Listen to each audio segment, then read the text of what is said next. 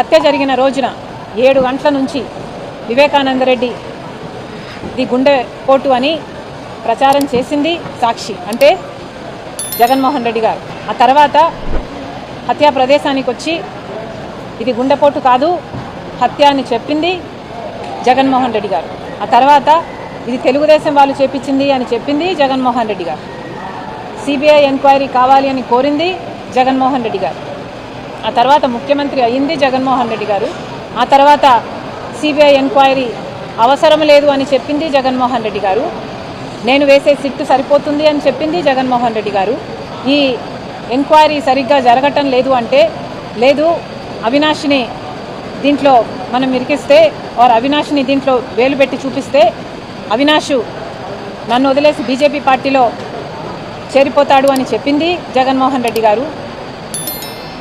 ఆఖరికి సునీత ఎంత బ్రతిమిలాడినా సిబిఐకి ఒప్పుకోకపోవడంతో తను విభేదించి చాలా మనసు కష్టం చేసుకొని గుండె భారంతో ఒక్కతే బయటికి వెళ్ళి సిబిఐని ఎంక్వైరీ కోసం కోరడం జరిగింది. కోర్టుకు వెళ్ళింది.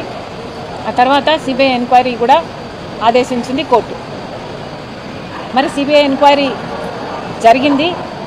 ఎంక్వైరీలో అన్ని ఆధారాలు అన్ని ఎవిడెన్సులు ఉన్నాయి అని అవినాష్ని ఛార్జ్షీట్లో చేర్చడము జరిగింది.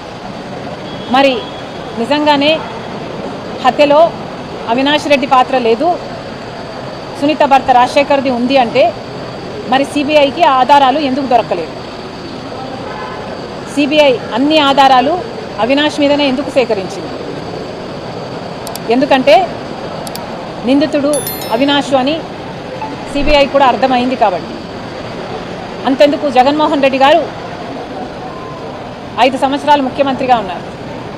మరి జగన్మోహన్ రెడ్డి గారు సునీత భర్తే హత్య చేశాడు అని ఇప్పుడు వీళ్ళు ఏదైతే థియరీ చెప్తున్నారో ఇదే నిజమై ఉంటే మరి జగన్మోహన్ రెడ్డి గారు ఎందుకు ఎంక్వైరీ వేయలేదు?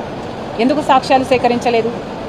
సునీత భర్తే హత్య చేశాడు అని ఒక సాక్ష్యమైనా ఎందుకు బయట పెట్టలేదు? లేదా చిన్నాయన వేరే ఫ్యామిలీ హత్య చేశారు అని ఒక సాక్ష్యమైనా ఎందుకు బయట పెట్టలేదు? లేదా తెలుగుదేశం వాళ్ళే చంపించారు అని వాళ్ళు అన్నారు, పోనీ వాళ్ళ మీదైనా ఒక సాక్ష్యమైనా ఎందుకు బయట పెట్టలేదు?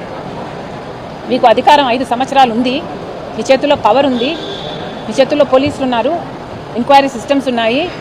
అయినా కూడా మీరు ఒక్క ఆధారం కూడా మీరు చెప్తున్న ఈ థియరీలో సపోర్ట్ చేస్తూ ఒక్క ఆధారం కూడా మీకు దొరకలేదు, మీరు బయట పెట్టలేదు అంటే దానికి కారణం